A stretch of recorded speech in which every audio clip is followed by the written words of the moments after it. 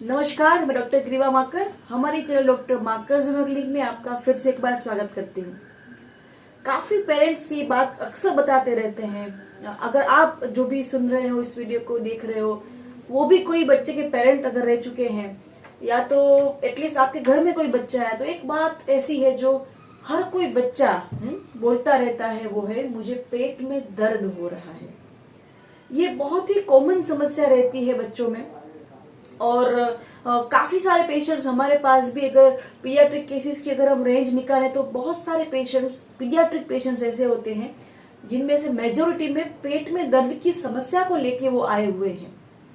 तो ये एक ऐसी कंडीशन है, ये क्यों डेवलप हो रही है, जनरल कॉजेस क्या रहते हैं, क्या लक्षण आते हैं इस कंडीशन में, और उसमें होम्योपैथिक मेडिसिन कैसे आपके लिए नेचुरल और safest mode of treatment therapy बनी रहेगी, ये सारी डिटेल हम आज इस वीडियो में बात करेंगे।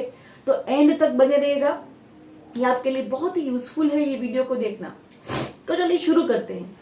फर्स्ट ऑफ ऑल, पेट में दर्द हमने ये ऑब्जर्व किया है और काफी लोगों में ये देखा है, और हमारे एक्सपीरियंस के बाद ही मैं आपको एक बात बता रही हूँ, वो है कि अगर कोई बच्चा जो बोतल फेड रहा है, उनमें काफी हद तक हमने ये देखा है कि गैस इंडाइजेशन और उसके कारण पेट में दर्द होने की समस्या बढ़ जाती है। जिन्होंने ब्रेस्ट फीडिंग ना करके, जिन्होंने बोतल से ऊपर का दूध लिया है, या तो दूध में बहुत सारे सप्लीमेंट्स बचपन से ही उन्होंने लिए हैं, पेरेंट्स के थ्रू अगर पेरेंट्स ने दिए हैं, तो उन ऐसे बच्चों में आगे जाके पेट में दर्द, वो भी इंडाइजेशन हो जाने के कारण, गैस बन जाने के कारण हो जाना बहुत ही स्वाभाविक है। राइट, तो ये बेसिक बात हुई। उसके अलावा अगर हम कॉजेटिव फैक्टर्स की बात करें तो मेजर ऐसे 3 कॉजेज है जिसके कारण कोई भी बच्चे को पेट में दर्द होने की समस्या बहुत ही कॉमनली पाई जाती है। तो ये 3 कॉजेज क्या है उसके बारे में बात करते हैं। तो फर्स्ट वन इज कॉन्स्टिपेशन, कब्ज रहना। अगर बच्चा वीक में 3 बार या उससे कम समय में, मीन्स कम टाइम में पोटी करता है, मीन्स स्टूल पास करता है 3 बार वीक में या तो उससे भी कम, तो हो सकता है कि उनको कॉन्स्टिपेशन की ही समस्या है। एकदम से जो स्टूल आता है वो एकदम से ड्राई है, हार्ड है, बहुत ही जोर लगाने के बाद आता है। अगर ऐसा रहता है तो उनको कॉन्स्टिपेशन हो सकता है, तो उसके कारण भी पेट में दर्द होने का बहुत ही स्वाभाविक पाया जाता है। दूसरा एक मेजर रीजन है, वो है इनडाइजेशन हो जाना, गैस हो जाना, एसिडिटी हो जाना। ये भी एक बहुत ही स्वाभाविक रीजन है बच्चों में जो पाया गया है कि कुछ न कुछ रीजन से उनको इंडाइजेशन होता रहता है, या तो ओवर ईटिंग किया है, या तो कोई एकदम से सुपाच्य ना हो ऐसा कुछ खुराक में ले लिया है। अगर ऐसा कुछ है, उनको कोई ना कोई फूड एकदम से पच नहीं रहा है, उसके कारण गैस बन जाती है। अगर कभी कभार बच्चों में ये भी देखा गया कि अगर एकदम से पेट फूला फूला लगता है, अगर आप गुब्बारे की तरफ फूल गया है, अगर पेरेंट्स उसको देखते हैं, कभी कभार टच करते एकदम से टेंडर लगता है कभी कभार, और जब दबा के फिर से हाथ वहीं से हटाते हैं तो वो पेट का वो भाग पीछे तक आता है, ऐसे गुब्बारे की तरह दबता है और फिर इस तरीके से आता है। अगर ऐसा है तो जरूर उसके अंदर, पेट के अंदर गैस बना है, उसके कारण थोड़ा बहुत हैवीनेस है, फुलनेस है, धीरे धीरे उनकी एपेटाइट कम हो जाती है, और आगे जाके वेट में भी थोड़ा बहुत प्रश्न आते हैं, वेट भी इतना नहीं बढ़ता है या तो कम होता जा रहा है। तो ये सारे लक्षण हो गए इंडाइजेशन, गैस, एसिडिटी के। और तीसरा और मेजर इंपॉर्टेंट रीजन ये भी है कि इन्फेक्शन है। अगर पेट में या तो एब्डोमेन के आजू बाजू के जो भी अलग अलग ऑर्गन्स है वहां पे, जैसे किडनी में, आंतों में, अगर कोई इन्फेक्शन हो गया है कुछ न कुछ, तो उसके कारण भी पेट में दर्द महसूस होता है। पेट में टच करने से टेंडरनेस आता है, टच करने से आपको पता चलता है कि उनको पेन हो रहा है। राइट, और उसके साथ साथ फीवर भी आ सकता है, और जो जिस जगह का इन्फेक्शन है उसके रिलेटेड अलग अलग और सिम्टम्स भी पाए जाते हैं। तो ये 3 मेजर रीजंस हो गए, कॉजेटिव फैक्टर्स हो गए। और पेट में दर्द की जो समस्या है उसमें जो सिम्टम्स आते हैं वो हमने बेसिक तो ब्रीफ ले ली है कि पेट में दर्द रहता है, पेट में फुलनेस है, गैस हो जाता है, कब्जियत रहता है, धीरे धीरे एपेटाइट कम हो जाती है, बहुत कम खाना पसंद करता है, और या तो नोजिया वोमिटिंग भी हो सकता है अगर इन्फेक्शन है तो, या तो कुछ फूड पॉइजनिंग हो गया है इन्फेक्शन के साथ, तो उसके लिए भी रिलेटेड अलग अलग सिम्टम्स आते हैं। ये सारे सिम्टम्स हो गए पेट में दर्द की।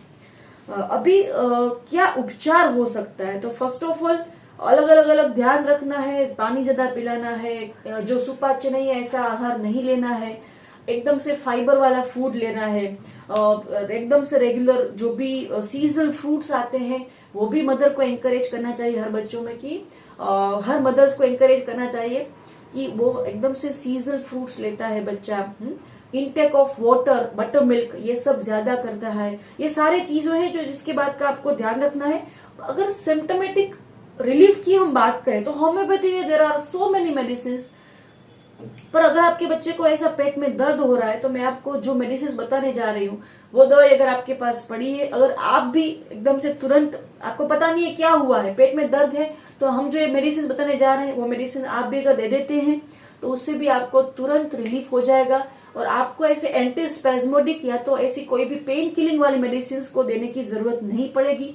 आप ऐसी होम्योपैथिक मेडिसिन आपके पास है तो भी आपका काम हो जाएगा। तो ये मेडिसिन कौन सी है उसके बारे में हम बात करते हैं। तो अगर एकदम से तुरंत बच्चा पेट में दर्द की फरियाद कर रहा है तो first one is again colocynth. ये बहुत ही अच्छी दवाई है, एकदम से बच्चा पेट पकड़ के बैठ जाएगा और ऐसे डबल होके बैठ जाएगा। इस तरीके से बच्चे का प्रेजेंटेशन रहता है। जब दर्द होता है तब एकदम से स्पैस्मोडिक कोलिक अगर आ रहा है, एकदम से कुछ हो गया है, ऐसा लगता है जैसे कुछ दब रहा है, इस तरीके से स्पैजम्स आ रहे हैं, ऐसा होता है तो मैं आपको जो मेडिसिन बताने जा रही हूँ एक तो है कोलोसिंथ और दूसरी है मैग्नीशियम फॉस्फोरिकम।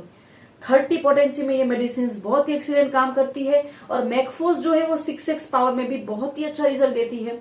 ये दो मेडिसिन बहुत ही अच्छी है, एकदम तुरंत आपको रिजल्ट देती है। अगर आपके पास भी पड़ी है, जिस तरीके से हमने भी अलग से बच्चों में जो भी अलग अलग समस्या होती है न्यूबॉर्न होने के बाद, जो बच्चा न्यूबॉर्न है उसके बाद भी जो समस्या शुरू रहती है काफी एज तक, तो उसके लिए हमने भी एक होम्योजेम्स की जो किट रखी है, बहुत सारे पेशेंट्स उसको लेते हैं, रिकमेंड करते हैं और वो यूज भी करते हैं, तो उसमें हमने ये मेडिसिन उसमें भी खास रखी है। मैकफोस कोलोसिंथ एक्सीलेंट मेडिसिन।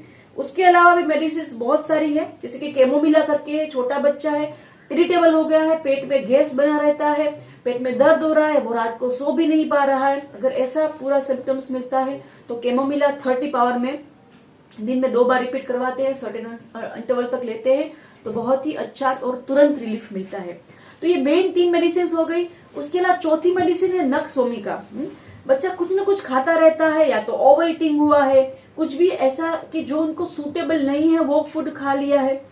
अगर ऐसा होता रहता है, बच्चे को बार बार इन्फेक्शन होते रहते हैं, कभी कभार सेंस ऑफ वॉमिटिंग भी रहता है, वॉमिटिंग भी होती है, तो अगर ऐसा सिम्टम्स रहते हैं तो नक्सोमिका 30 पोटेंसी में बहुत ही अच्छा रिजल्ट देती है।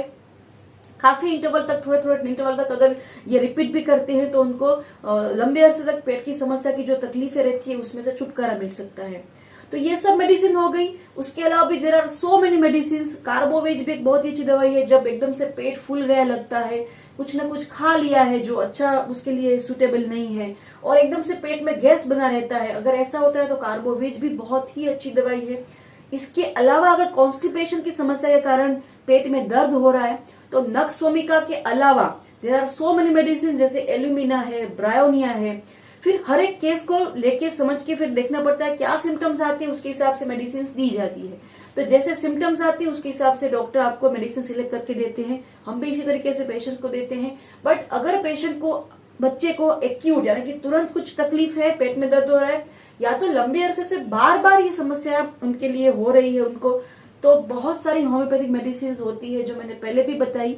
वो मेडिसिन बहुत ही अच्छा रोल प्ले करती है और कायम एकदम नेचुरल और सेफेस्ट तरीके से आपके बच्चे की जो तकलीफ है उसको वो भगा देगी।